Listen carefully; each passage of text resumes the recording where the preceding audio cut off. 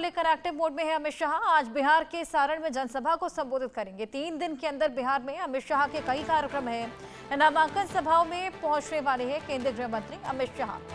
Active mode देखने को मिल रहा है बिहार में। आगामी चुनाव सारण में जनसभा को संबोधित करने वाले हैं। सभी की निगाहें उस जनसभा पर टिकी हुई है। नामांकन सभाओं में पहुंचेंगे केंद्रीय गृह मंत्री अमित शाह। 3 दिन के अंदर बिहार में कई कार्यक्रम होने वाले हैं।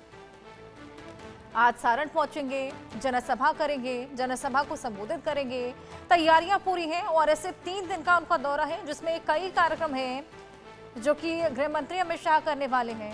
एक्टिव मोड नजर आ रहा है। सभी पार्टियों ने कमर कसनी शुरू कर दी है और स्टार प्रचारकों की लिस्ट में अमित शाह का नाम भी था। ऐसे में तमाम और नाम उसमें शामिल हैं।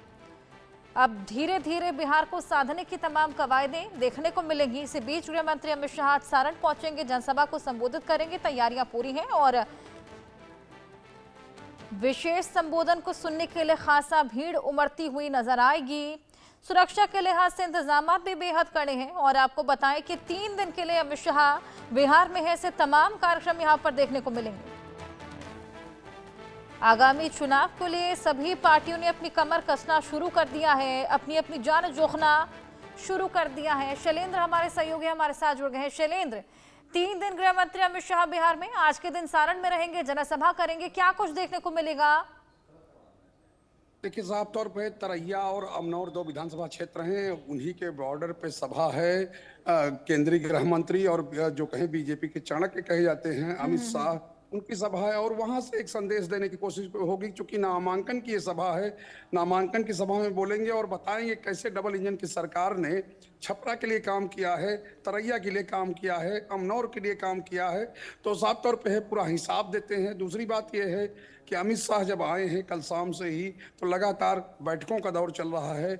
जो मान मनोबल यानी जिन नेताओं का टिकट कटा है उनसे मिल रहे हैं और उनके जरिए कहें कि उन सब को साधने की कोशिश कर रहे हैं कि कहीं कोई पेच ढीला ना रहे, कहीं किसी तरह की समस्या नहीं हो, कहीं कोई नाराज ना रहे। ये विशेष रूप से वो कर रहे हैं और सबसे मुलाकातें उनकी जारी हैं। और आज दिन में 3 बजे एक बुद्धिजीवी सम्मेलन होना है ये पटना में, और उसमें भी जाएंगे और बुद्धिजीवियों से बात करेंगे।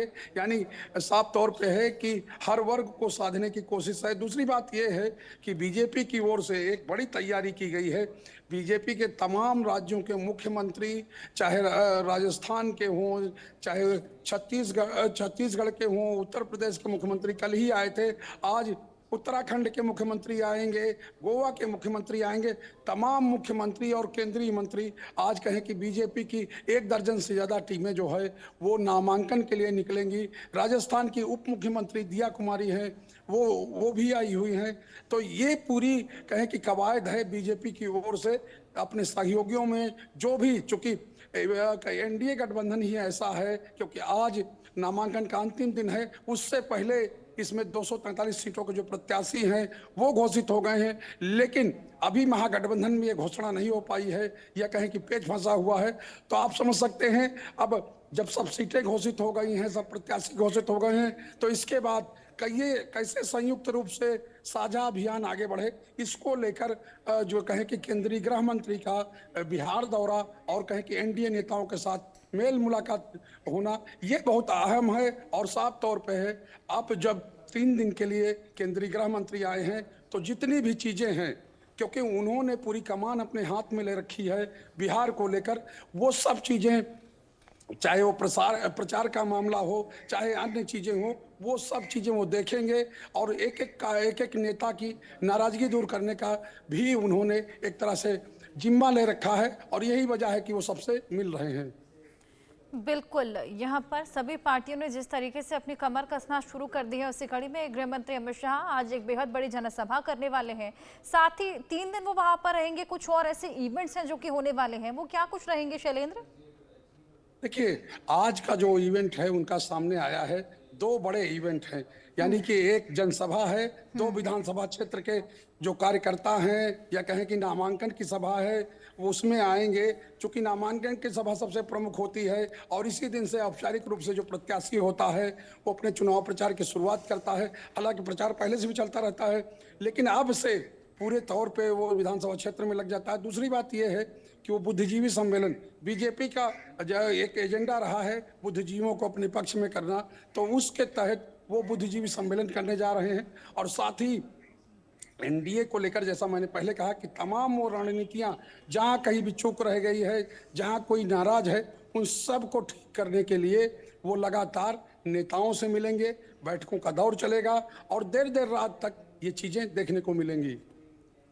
बिल्कुल, वाकई ये बेहद खास दौरा होने वाला है। 3 दिन का मिशन बिहार शुरू हो गया है। इसी बीच बिहार को साधने की ये तमाम कवायदें, आज ये बेहद बड़ी जनसभा देखने को मिलेगी और इसी के लिए मैदान में उतरे हुए हैं अमित शाह और एक बेहद बड़ा संबोधन करते हुए भी नजर आएंगे।